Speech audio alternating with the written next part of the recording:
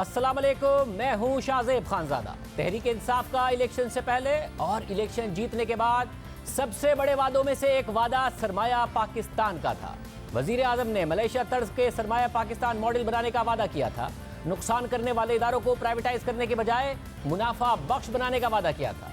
वजीर आजम ने सिंगापुर और मलेशिया की मिसालें दी और इसी तर्ज पर इदारों को चलाने का वादा किया। मगर अब 2.25 साल की हुकूमत के बाद यह वाज़ेह हो रहा है कि सरमाया पाकिस्तान के जरिए नुकसान करने वाले इदारों को मुनाफा बख्श बनाने में हुकूमत नाकाम हो गई है और अब हुकूमत की मुआशी टीम प्राइवेटाइजेशन के जरिए और सरमाया पाकिस्तान के कॉन्सेप्ट से हटकर इदारों को चलाने का इरादा रखती है। हुकूमत में आने से पहले और फिर बाद में भी तहरीक इंसाफ इदारों की निजकारी के खिलाफ रही। तहरीक इंसाफ का यह मौक़िफ़ रहा कि इदारों की निजकारी के बजाय उनमें इस्लाहात लाई जाएंगी और इन इदारों को खसारे से निकाला जाएगा। फिर हुकूमत में आने के बाद तहरीक इंसाफ की हुकूमत ने मलेशिया की तर्ज पर सरमाया पाकिस्तान कंपनी बनाने का ऐलान भी किया।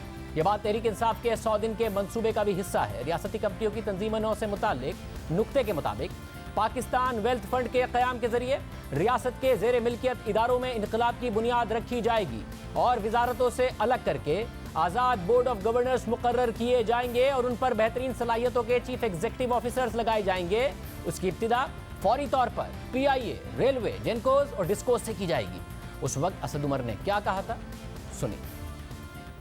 मलेशिया के अंदर महातिर मोहम्मद करके दिखा चुके हैं, ली कुआन यू सिंगापुर में करके दिखा चुके हैं, चाइना के अंदर ये हुआ है। इसी तरीके से एक वेल्थ फंड बनाएंगे लाइन मिनिस्ट्री से सब इन इदारों को निकाल के, ताकि इनके ऊपर जो चुंगल है इस वक्त जो जिस चुंगल में है ये सियासतदानों और ब्यूरोक्रेट से उससे निकाल के जो लोग कारोबार समझते हैं, जो पाकिस्तान के बेहतरीन ज़हर हैं कारोबार करने के, इंडस्ट्री जो समझते हैं, जो ग्लोबल बिजनेस समझते हैं, जो अपने इदारों को कामयाब करते हैं, उनकी हम एक सरबराही के अंदर ये वेल्थ फंड होगा। ये प्योर बिजनेस लाइंस के ऊपर इनको किया जाएगा। और ये भी मैं आपको बता दूं, एक बहुत बड़ी गलत फहमी है हर इदारे के ऊपर। हम ये कहते हैं कि इसलिए हालात जो हैं वो ख़राब हैं कि वहाँ पे मुलाजमतें बहुत ज़्यादा भर्ती हैं, मजदूरों की वजह से कोई इदारा ख़राब नहीं है। और इंशाल्लाह आप देखेंगे वही मजदूर, वही मुलाजमी जब उनको सही एनवायरनमेंट मिलेगा वो आपको प्रोडक्टिव काम करके भी दिखाएंगे। वो ये स्टील मिल को भी प्रॉफिटेबल करके दिखाएंगे, PIA को भी प्रॉफिटेबल करके दिखाएंगे। इंशाल्लाह ताला मजदूर भी खुश होगा और पाकिस्तान के ऊपर जो खसारा हो रहा है ये भी ख़त्म होगा।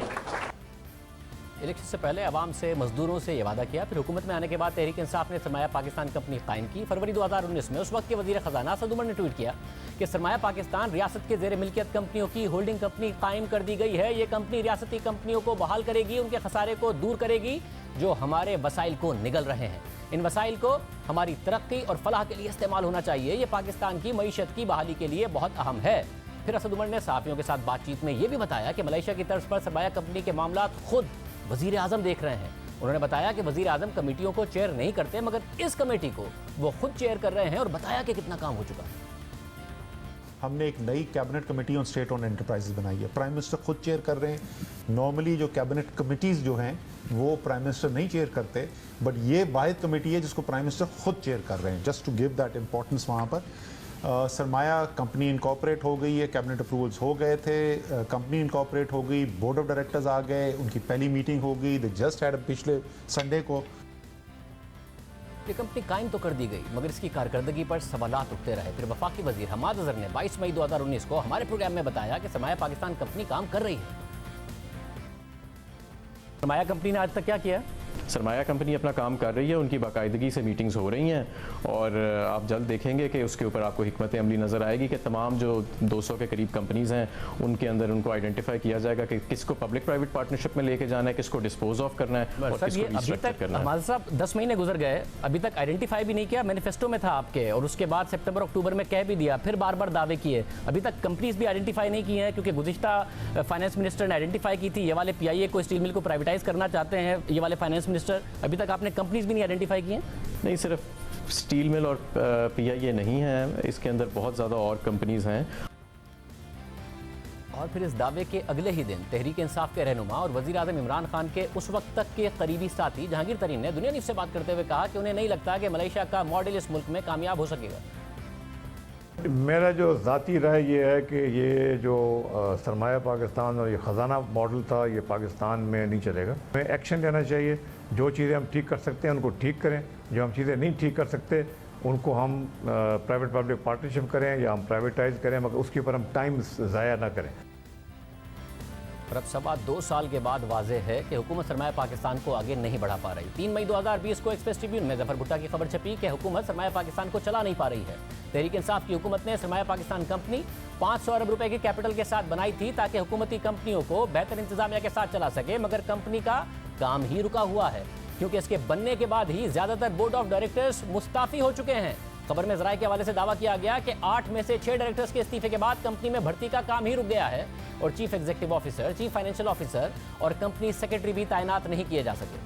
फिर 25 जून 2020 को डॉन अखबार में खबर शाया हुई कि हुकूमत में 2 साल रहने के बाद हुकूमत की सरमाया पाकिस्तान के जरिए 441 हुकूमती इदारों की बहाली में अब अदम दिलचस्पी नजर आ रही है क्योंकि हुकूमत को लग रहा है कि ये काबिल अमल ही नहीं है और अब हुकूमत समझती है कि सरमाया पाकिस्तान की जगह वजीर आजम के मुशीर बराए institutional reforms doctor Ishrat Hussain की सिफारिशात के तहत इन 441 इदारों को देखा जाए।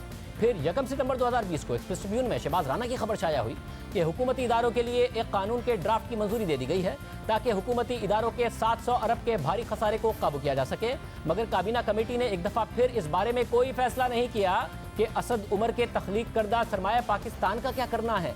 ना कमेटी सरमाया पाकिस्तान को खत्म करने का फैसला कर सकी, ना ही उसे चलाने का फैसला कर सकी। नून लीग के दौर में इदारों के खसारे में इजाफा हुआ, हुकूमत इदारों के नुकसानात कम करने के दावे करती रही मगर खसारे बढ़ते रहे।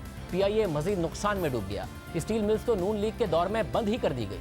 फिर तहरीक इंसाफ की हुकूमत आई और दावे किए गए और फिर हुकूमत की तरफ से हुकूमती इदारों को दिए गए कर्जों पर सोवरीन गारंटीज में हुकूमत मार्च 2020 तक 1890 अरब रुपए की गारंटीज दे चुकी है जो जून 2019 में 1550 अरब रुपए थी। नून लीग के आखिरी 3 सालों में हुकूमती इदारों के डोमेस्टिक कर्जे 458 अरब रुपए से बढ़कर 1068 अरब रुपए तक पहुंच गए और तहरीक इंसाफ की हुकूमत के 20 माह में 1068 अरब रुपए से बढ़कर 1397 अरब रुपए तक पहुंच गए। हुकूमत इदारों पर बैरूनी कर्जे नून लीग के आखिरी 3 सालों में 252 अरब रुपए से बढ़कर 324 अरब रुपए तक आ गए जो मार्च 2020 तक 582 अरब रुपए पर पहुंच गए। यानी रुपया गिरने की वजह से भी इन इदारों का कर्जा और बढ़ गया और लोकल और बैरूनी कर्जा मिलाकर 2000 अरब रुपए तक पहुंच गया। इसकी वजह दीगर प्रोजेक्ट्स भी हो सकते हैं मगर खसारों में वाज़ेह इजाफा हुआ और तहरीक इंसाफ की हुकूमत जो प्राइवेटाइजेशन की मुखालिफ थी, इन इदारों को मुनाफा बख्श बनाने का दावा करती थी, सरमाया मॉडल की बात करती थी, अब प्राइवेटाइजेशन की तरफ जा रही है। स्टील मिल के मुलाजमीन को फारिग कर दिया गया है। नून लीग ने स्टील मिल 2015 में बंद ही कर दी थी। तहरीक इंसाफ के सवा 2 साल में भी वो बंद ही रही, मगर 2016 में जब स्टील मिल की प्राइवेटाइजेशन की बात की गई तो वज़ीर आज़म इमरान खान प्राइवेटाइजेशन के खिलाफ थे। देखिए स्टील मिल के मुलाजमीन से वो क्या वादे करते हैं। स्टील मिल हम कैसे ठीक करेंगे? मैनेजमेंट ला के, प्राइवेटाइज करके नहीं, मैनेजमेंट ठीक करके, और इसी नई मैनेजमेंट से ये स्टील मिल इंशाल्लाह फिर से नफा कमाएगी। वज़ीर आज़म इमरान खान के साथ साथ असद उमर साहब क्या वादे करते थे, ये देखिए।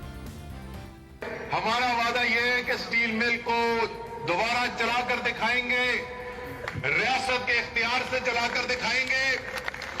आपका दावा यह है कि निजकारी करके दिखाएंगे। ये सब वीडियो रिकॉर्ड हो रहे हैं, साल के बाद निकाल कर देखेंगे कि किसका वादा पूरा हुआ।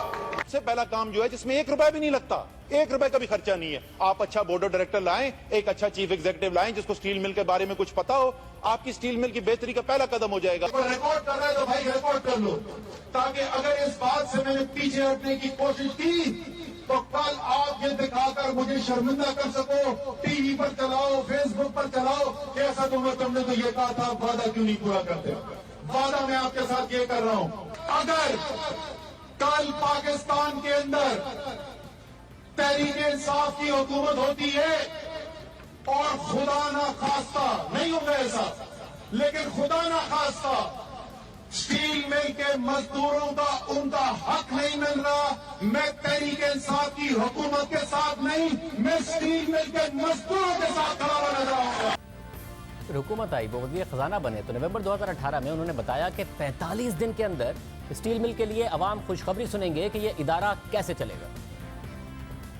45 दिन दिए गए जी रज़ाक दाऊद साहब को। 45 दिन के अंदर स्टील मिल को दोबारा किस तरीके से चलाना है ये प्लान वो लेकर आएंगे। अच्छा। और इंशाल्लाह ताला आपको चला कर देखें। फिर 3 अप्रैल 2019 में उन्होंने सहाफ़ियों से मिलकर बताया कि अप्रैल के महीने में ही ECC स्टील मिल के रिवाइवल प्लान की मंजूरी दे दी। स्टील मिल के ऊपर जो है इस वीकेंड पे मुझे प्रेजेंटेशन है, रज़ाक दाऊद एंड मुझे वो प्रेजेंटेशन होगी। उन्होंने अपना काम मुकम्मल कर लिया है। Again both of these in the month of April ECC should be endorsing the revival plans, turn around plans for PSM and PIA both. उसके बाद भी असद उमर अवाम को और स्टील मिल के मुलाजमीन को जल्द बहाल होने की खुशखबरी सुनाते रहे। ये भी बता दूं, आपको खुशखबरी बता दूं, स्टील मिल के जो लोग हैं और जो कौम के लिए भी मैं खुशखबरी दे दूं कि दुनिया के बहुत बड़े इदारे ऐसे हैं जो पब्लिक प्राइवेट पार्टनरशिप के अंदर हुकूमत पाकिस्तान से मिलकर अपना सरमाया भी लगाने को तैयार है और स्टील मिल को दोबारा चलाने के लिए भी तैयार है। तहरीक इंसाफ ने जब इलेक्शन से पहले मलेशिया की तर्ज के सरमाया मॉडल का ऐलान किया, वेल्थ फंड बनाने का ऐलान किया, तो हमने उस वक्त ही सवाल उठा दिए थे कि ये कैसे मुमकिन होगा। देखिए वो सवाल कितने दुरुस्त साबित हुए। ये जो बात है कि इदारा इंडिपेंडेंट, सियासी इन्फ्लुएंस कोई नहीं, बिल्कुल आज़ाद इदारा, इस तरीके से हम चलाएंगे। खान साहब ने ये, अब मिसाल तो आपकी 5 साल दौरे हुकूमत से ली जाएगी ना। खैबर पख्तूनख्वा में 5 साल में कौन सा ऐसा इदारा बना दिया? खान साहब ने एक एहतसाब का इदारा बनाया था, यही कहकर बनाया था कि एक ऐसा इदारा होगा जो बिल्कुल आज़ाद होगा, जिसमें कोई पॉलिटिकल इन्फ्लुएंस नहीं होगा। और खैबर पख्तूनख्वा की वो हुकूमत है जिसमें अपनी पार्टी की तरफ से सबसे ज़्यादा इल्ज़ामात लगाए गए। जो एहतसाब कमीशन बनाया उसका सरबरा नहीं है, वो 1 रुपया वापस नहीं ला सका। अपनी करप्शन छोड़ें, अवामी नेशनल पार्टी पर इतने इल्ज़ाम लगाए थे, उनकी 1 रुपया की करप्शन नहीं पकड़ सका। तो इदारा बनाने का तो कोई ऐसा एक्सपीरियंस है नहीं। अगर 5 साल देखें हम खैबर पख्तूनख्वा के, तो उसको देखते हुए क्या कोई इदारा बना लेगी पाकिस्तान तहरीक इंसाफ? आपने एहतसाब ब्यूरो का बिल्कुल ठीक एग्जाम्पल दिया कि एहतसाब ब्यूरो का जो वहाँ पे था कारकर्दगी वो कामयाब नहीं हो चुकी, लेकिन उसी खैबर पख्तूनख्वा के अंदर इंडिपेंडेंट बोर्ड ऑफ डायरेक्टर्स बनाए गए हैं। वहाँ पर हेल्थ का निज़ाम जो है, बड़े बड़े हॉस्पिटल जो है वो उनके पास दिए गए प्रोफेशनल के पास, और उसके रिजल्ट जो है वो आना शुरू हो गए। मगर फिर जब असद उमर वजीर खजाना बने तो हमने फिर उनके सामने सवाल रखे। देखिए वो कितनी दुरुस्त साबित हुई। प्राइवेट सेक्टर से आएगा क्यों पब्लिक सेक्टर एंटरप्राइजेस को चलाने, और फिर वो नैब का सामना करे, फिर वो सुप्रीम कोर्ट में पेशियां भुगते, कोई क्यों आएगा? किस तरीके से एक मैनेजमेंट बनेगी जिसको इख्तियार होगा बड़े बड़े फैसले करने का, और उसे ये कॉन्फिडेंस होगा कि वो बाद में जाके नैब नहीं भुगत रहा होगा? सवाल तो आप ये बहुत अहम पूछ रहे हैं, और नैब वाले जो हैं वो इसके बारे में उनको गौर भी करना चाहिए कि क्या नैब पाकिस्तान के बड़े बड़े डाकुओं को पकड़ने के लिए उन पे उनकी तरजीह होनी चाहिए, या एक प्रोफेशनल जो बैठा हुआ है, एक बाहर से अमेरिका से नौकरी छोड़ के आया है, वो चाहता है कि मुल्क की बेहतरी के लिए काम करे, उनसे ज़्यादा सवाल जवाब होने चाहिए। स्टैंडिंग कमेटी इंडस्ट्रीज़ की मैं चेयर करता था, उसमें मैंने चेयरमैन प्राइवेटाइजेशन कमीशन से पूछा कि जी ये देखें, ये नाम है आपके बोर्ड ऑफ डायरेक्टर्स के स्टील मिल के, क्या आपके ख्याल में ये स्टील मिल ठीक कर सकते हैं? उन्होंने कहा बिल्कुल नहीं कर सकते। तो मैंने कहा जी क्यों बदलते क्यों नहीं? उनका क्या करें, किसी जिससे बोलते हैं कि आके इसके अंदर ज्वाइन करो, बोर्ड कोई ज्वाइन करने को नहीं तैयार था। और ये बड़ी मीटिंग में, ऑफिशियल मीटिंग में हुआ था, मीडिया वहां पे मौजूद था। आज सूरत हाल ये है कि बोर्ड तो में तो आ ही रहे हैं, एग्जीक्यूटिव पोजीशंस के लिए इतने अच्छे क्वालिटी के लोग अप्लाई कर रहे हैं और आने को तैयार हैं कि मेरे ख्याल में पाकिस्तान की मईशत के लिए सबसे खुशाइंद बात हो ही ये रही है। और फिर नैब ना तो अपोजिशन रहनुमाओं के खिलाफ कुछ साबित कर सका और ना ही प्राइवेट सेक्टर के लोग आए। हमने इस पर बात करने के लिए हमाद अजहर साहब को बुलाया, उन्होंने जवाब नहीं दिया। फिर वजीर प्राइवेटाइजेशन मियां मोहम्मद सुमरो को बुलाया, उन्होंने भी जवाब नहीं दिया। फिर हमने वजारत खजाना से मौक़िफ़ मांगा कि सरमाया पाकिस्तान का क्या हुआ, तो उन्होंने जवाब दिया कि हम हुकूमती इदारों के लिए एक नया कानून ला रहे हैं। हमने उनसे पूछा कि सरमाया पाकिस्तान कंपनी का क्या स्टेटस है और उसने अब तक क्या किया है, फिर उन्होंने भी कोई जवाब नहीं दिया। एक और इदारा है जो मज़ीद तबाही की तरफ जा रहा है, उस पर बात करेंगे एक ब्रेक के बाद।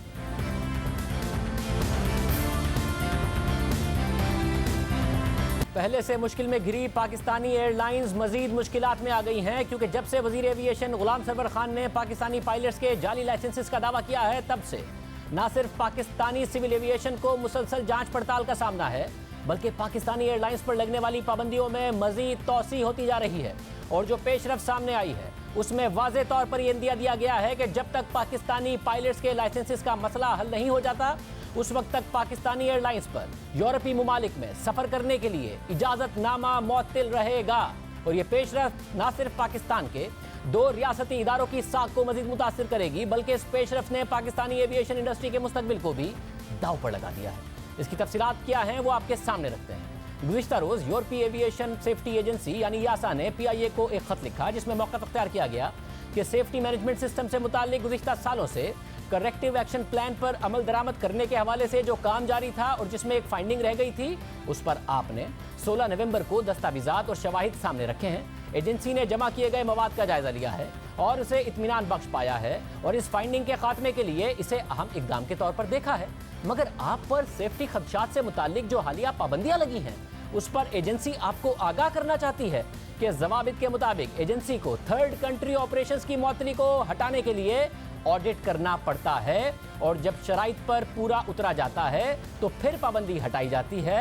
लेकिन इस वक्त एजेंसी को लगता है कि ज़वाबित में मौजूद शराइत पर पूरा नहीं उतरा गया है और बिलखसूस यूरोपियन कमीशन की तरफ से लाइसेंसेस के इजरा के मामले पर तहकीकात जारी हैं, जिससे इस बात का इम्कान जाहिर होता है कि जो ऑडिट होगा उसके मस्बत नताइज नहीं निकलेंगे। इसलिए हम आपसे उस वक्त राब्ता करेंगे जब लाइसेंसेस के इजरा के मामलात पर जो खदशात हैं उनकी तहकीकात मुकम्मल नहीं हो जाती और ये मामला हल नहीं हो जाता।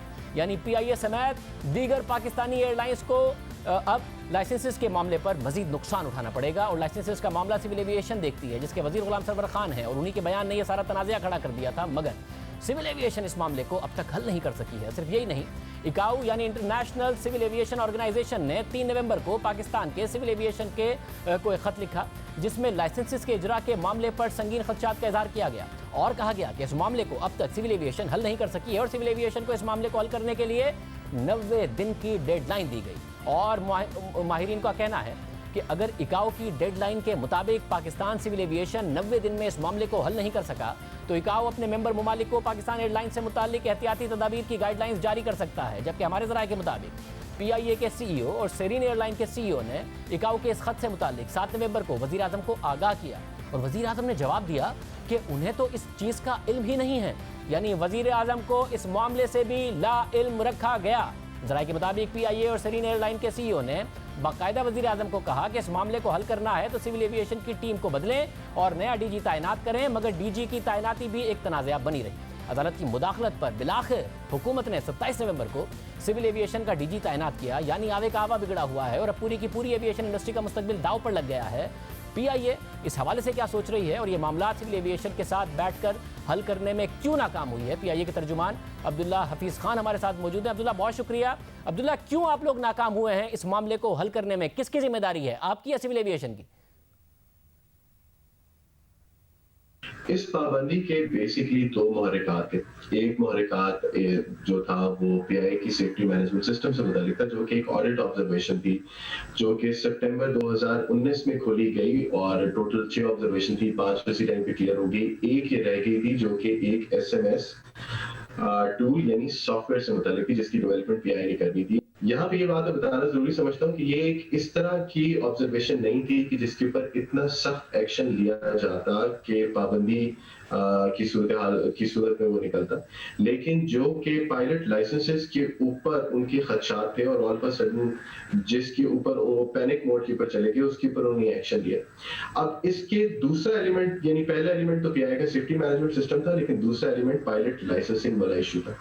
अब एक जो PIA के एंड का था वो तो क्लियर हो गया कि PIA ने सेफ्टी मैनेजमेंट सिस्टम बना के बोइंग और एयरबस से कंसल्टेंसी लेके हमने उनको कंप्लायंस दे दी और कंप्लायंस के ऊपर वो अब सेटिस्फाइड हो। अब दूसरा जो एक बड़ा वजह जो कि पहली भी पाबंदी की मेन वजह बनी वो ये लाइसेंसिंग के मुतालिक है और इसके ऊपर जो पाकिस्तान में रेगुलेटर है जो कि पाकिस्तान सिविल एविएशन अथॉरिटी है, उसका एक्शन अभी तक पेंडिंग। अच्छा, मगर आपने ये सारे कंसर्न सिविल एविएशन को बताए, वजीर आजम से एयरलाइंस के CEOs की मुलाकात हुई, उसमें उनके सामने ये सारी की सारी सूरत हाल रखी गई कि इतना बड़ा मसला बनने वाला है? देखिए, इस मामले के ऊपर PIA के लिए तो ये बहुत ज्यादा सीरियस मसला है, because PIA being a commercial organization हमारी तो रोजी रोटी उन रूट्स के ऊपर उनका दारोमदार है जो कि इससे सबसे ज्यादा इफेक्ट हुए। हमारे टोटल रेवेन्यू का एक बहुत बड़ा चंक जो है वो UK से आता था, यूरोप से आता था। हम लोग जिस तरह आप जानते हैं कि हमने USA की पहली direct flight in the history of PIA हमने शुरू कर ली, तो हमारे तो इससे ज्यादा बहुत ज्यादा हम इफेक्ट हुए। लेकिन अनफॉर्चुनेटली मुझे ये बहुत अफसोस से कहना पड़ेगा कि जितनी संजीदगी का मुजाहरा शायद इस पूरे मामले में किया जाना चाहिए था, उतनी संजीदगी से इसके ऊपर काम किया नहीं गया। जहां तक आपने एक बात बोली है, ये अब मसला सिर्फ एक PIA से मुतालिक नहीं है, ये पाकिस्तान की तमाम एयरलाइंस का मसला है। और जिस मीटिंग का आप हवाला दे रहे हैं उसका सिर्फ CEO PIA नहीं थे, उसमें पाकिस्तान की दीगर एयरलाइन के सरबराहान भी शामिल थे और हम वक्तन फवक्तन उनको लिख के भी दे रहे हैं, उनको हर फोरम पे ये बात उठा रहे हैं कि इस मसले को जल्द से जल्द रिजॉल्व करें। इस मसले की वजह से पाकिस्तान की पूरी एविएशन सेक्टर जो है वो मुतासिर हो रहा है और अगर वो उसको हल नहीं किया तो ये पाबंदी पता नहीं कितना अरसा और चले और इसका इतलाक की वजह से PIA बेपनाह माली नुकसान का जो है सामना कर रहा है। अच्छा, एक बात कंफर्म कीजिए, जब वजीर आजम को सीईओज ने बताया तो क्या वजीर आजम को पहले से पता था कि मामला कितना खराब हो चुका है और कितना खराब होने जा रहा है?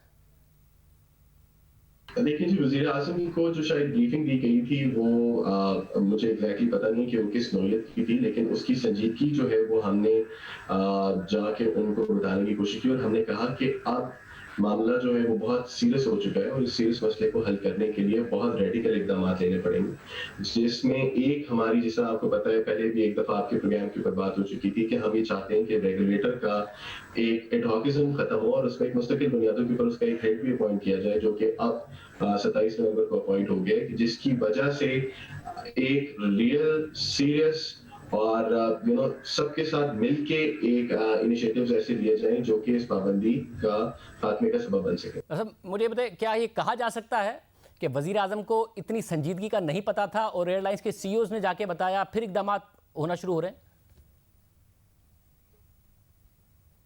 आप ये कह सकते हैं बिकॉज उनको जो उसके इम्प्लीकेशन है कि अगर पॉसिबल बैन आता है, इंटरनेशनल सिविल ऑर्गेनाइजेशन अगर तमाम अपनी मेंबर स्टेट्स को ये लिख देते हैं कि वो रिस्पॉन्सिबिलिटी पाकिस्तान की शायद नहीं उठा पाएंगे, तो उसकी जो सीरियसनेस है उसका हमने जाके उनको जो है उसके ऊपर हमने उनको ब्रीफिंग दी थी इस सिलसिले में।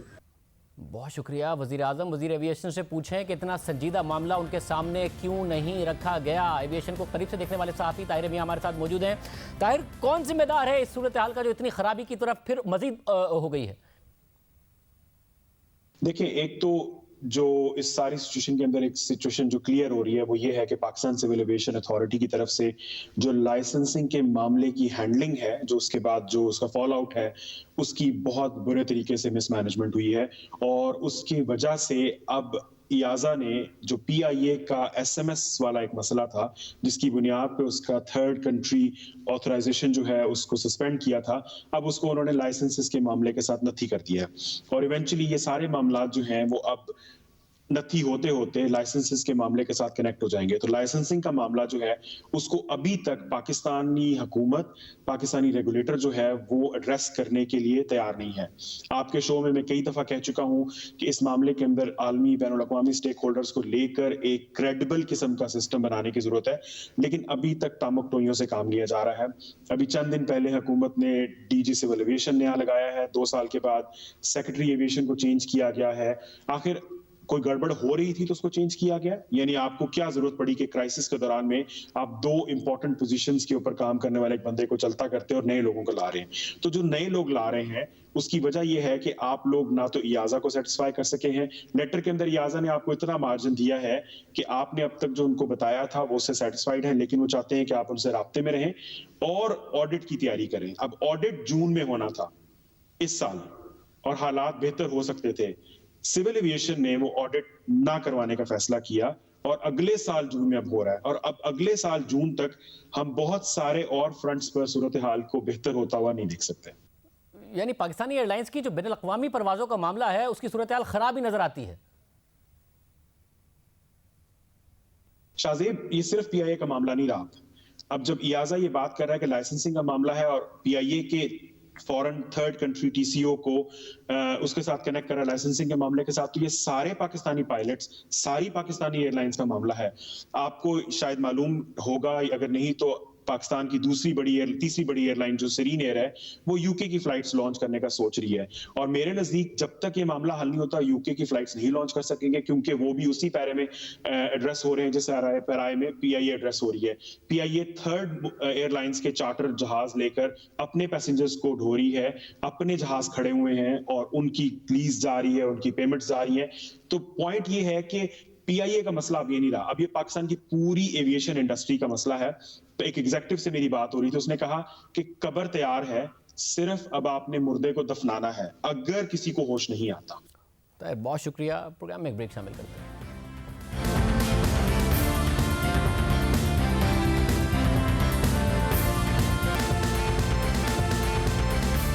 चीनी की कीमतों में वाज़ेह कमी आ रही है। वज़ीर आज़म इमरान खान ने ट्वीट किया है कि मौसर हुकूमती इक़दाम के नतीजे में 20 दिनों में चीनी की कीमतों में 20 रुपए फी किलो कमी आई है। दरामदी चीनी की कंट्रोल रेट्स पर तकसीम और क्रशिंग सीजन के बरवक्त आगाज को यकीनी बनाया गया। मैंने सूबाई हुकूमतों को हिदायत दी है कि गन्ने के काश्तकारों को मुनासिब और जल्द मुआवजे की अदायगी यकीनी बनाए। शुगर कमीशन अपनी रिपोर्ट में कह चुका है कि अगर गन्ने की फीमन कीमत 215 रुपए हो तो भी चीनी की एक्स मिल प्राइस 63 रुपए 13 पैसे बनती है। और इस वक्त खुद शुगर मिल मालिकान मान रहे हैं कि 200 रुपए की इस वक्त उन्हें गन्ना पड़ रहा है, तो कीमत और मजीद कितनी कम हो सकती है। शम्स इस्लाम साहब हमारे साथ मौजूद हैं। शम्स साहब बहुत शुक्रिया। शम्स साहब मजीद तवक्को की जाए कि चीनी की कीमतों में कमी होगी, बहुत तेजी से कमी आई है। शुक्रिया शाहज़ेब। देखें जी, शुगर क्रशिंग जैसे ही स्टार्ट होती है तो आपको पता है कि प्राइसेस डिक्लाइन होना शुरू हो जाती हैं। और अभी जो है मार्केट स्टार्ट हुई थी जब क्रशिंग की तो वो कोई 100 रुपये 98 रुपये से स्टार्ट हुई थी और अगर तक एक महीने के अंदर आप देखें तो तकरीबन कोई 75 तक आ गया। कल रात तक जो बिज़नेस क्लोज हुई है डीलिंग वो 75 की थी और अब आगे भी मज़ीद इसमें कमी की नज़र आ रही है। गन्ना जो है 204 205 से लेकर 240 235 तक ये लोग ख़रीद रहे हैं, तो उस हिसाब से तो गन्ने की शुगर की जो कॉस्ट है वो तकरीबन 55 रुपये तक हार्डली 52-55 रुपये की पड़ेगी, तो चीनी मजीद इसमें कम होगी। मतलब यानी कि जो हुकूमती पॉलिसीज़ हैं, जल्दी क्रशिंग शुरू करना और चीनी देर से ही दरामद की मगर दरामद करना, इस दोनों का फ़ायदा हुआ है। नहीं शाहज़ेब, देखें इसमें इंपोर्ट ने कोई रोल अदा नहीं किया। जो क्रशिंग सीज़न स्टार्ट होता, आपको याद होगा मैंने पहले भी आपके प्रोग्राम में कहा था कि चीनी जो है आगे जाके गवर्नमेंट जो इंपोर्ट कर रही है उसका कोई फ़ायदा नहीं होगा और सब्सिडी की बजाय उनको बहुत ज़्यादा उनको लॉस उठाना पड़ेगा, क्योंकि जैसी क्रशिंग स्टार्ट होती है तो सप्लाई बढ़ जाती है और सप्लाई बढ़ने से शुगर बैलेंस जो है वो अब, क्योंकि एक और चीज़ भी होती है हमारे पास इस सीज़न में, जैसे ठंड शुरू होती है तो आपके जो डिमांड है वो कम हो जाती है। डिमांड एंड सप्लाई का रोल भी यहाँ पे रूल अप्लाई होता है और यही वजह है कि इस वक्त जो है मार्केट में डिमांड कम है और सप्लाई ज़्यादा शुरू हो गई है और शुगर बैरन्स ने जो क्रशिंग स्टार्ट कर ली है, अब तकरीबन बहुत सारी मिलें स्टार्ट हो गई हैं और कुछ नहीं है तो वो भी आगे जाके करना शुरू कर देंगी, तो उससे ही फ़र्क पड़ा है। इंपोर्ट ने तो इसमें कोई फ़र्क नहीं डाला, बल्कि इंपोर्ट की तो जो है आप देखें तो उसमें तो प्राइवेट सेक्टर ने भी इंपोर्ट किया था और इस वक्त जो है TCP के पास तकरीबन 1,25,000 टन के करीब इंपोर्टेड शुगर पड़ी हुई है और वो यूटिलिटी स्टोर पर वो 68 रुपये की बेच रहे हैं, तो उसका कोई फ़र्क नहीं पड़ा इस मार्केट से। बहुत शुक्रिया। एक और पर भी बात करेंगे एक ब्रेक के बाद। DGISPR major general Babar Iftikhar ने आज इंटरव्यू दिया जिसमें उन्होंने भारत की पाकिस्तान में मुदाखलत पर तफसील से बात की और कहा कि हमने शवाहिद पर मबनी डोजियर अक़वाम मुत्तहिदा और OIC को दे दिया है। आलमी बिरादरी भारत की पाकिस्तान में दहशतगर्दों की मुआवनत और सरपरस्ती के मामले को संजीदगी से देख रही है। उनका मज़ीद कहना था कि हम यहाँ नहीं रुकेंगे बल्कि ये मामला हर फोरम पर उठाएंगे। जब भारत के खिलाफ ये डोजियर सामने आया तो उसने उन तमाम बातों की तौसीक कर दी जो पाकिस्तान बहुत अरसे से कहता आ रहा था। इसमें तमाम शवाहिद और सबूत मौजूद हैं कि कैसे भारत की हुकूमत और भारत बतौर रियासत पाकिस्तान में दहशतगर्दी को स्पॉन्सर करता रहा है और इन सबूतों को बैनुल अक़वामी बिरादरी ने बहुत संजीदगी से लिया है। दुनिया ने इस बात का नोटिस लिया है, दुनिया इस बारे में बात कर रही है और भारत की हद दर्जा कोशिशों के बावजूद इन सबूतों पर तज्ज़िये किए जा रहे हैं। मैं समझता हूं कि इस डोजियर में मौजूद मवाद को बैनुल अक़वामी बिरादरी के सामने रखना एक बहुत मज़बूत कदम है और हम इसे यहां से आगे बढ़ाएंगे। वज़ारत ख़ारजा ने ये डोजियर P5 के सामने रखा है। अक़वाम मुत्तहिदा के सेक्रेटरी जनरल को ये डोजियर पेश किया गया है और अब आपने OIC का हालिया बयान भी देख लिया है जिसमें बहुत सख्त अल्फाज में मकबूजा कश्मीर में जो कुछ हो रहा है उसकी बात की गई है। अब हम इन तमाम चीज़ों को हर मुमकिन फोरम पर लेकर जाएंगे और इसके लिए बहुत कोशिश की जा रही है और तसलसल के साथ इक़दाम करेंगे। after that. तो हम एक ब्रेक शामिल करते हैं। आज सुप्रीम कोर्ट में एक से ज़ायद रेफरेंसेस दायर करने से मुतालिक दरख्वास्तों पर समाअत के दौरान जस्टिस उमर अता बंदियाल ने रिमार्क्स दिए कि नैब मुल्जिमान को हिरासां और अपने इख्तियारात का गलत इस्तेमाल ना करे। व्हाइट कॉलर क्राइम में तो दस्तावेजी शवाहिद देना होते हैं, हर रेफरेंस में 90 दिन का रिमांड जुल्म है। नैब को कानून के मातहत रहकर ही फराइज सर अंजाम देना है। बेंच के एक और रुकन जस्टिस मज़ाहिर अली अकबर ने रिमार्क्स दिए कि फौजदारी मुकदमात में 40 रोज से ज्यादा रिमांड नहीं मिल सकता। नैब को 90 रोज के रिमांड का इख्तियार तहकीकात मुकम्मल करने के लिए ही दिया गया है। जस्टिस मज़ाहिर अली अकबर ने सवाल उठाया कि क्या तहकीकात के लिए नैब अफसरान तरबियत याफ्ता नहीं है?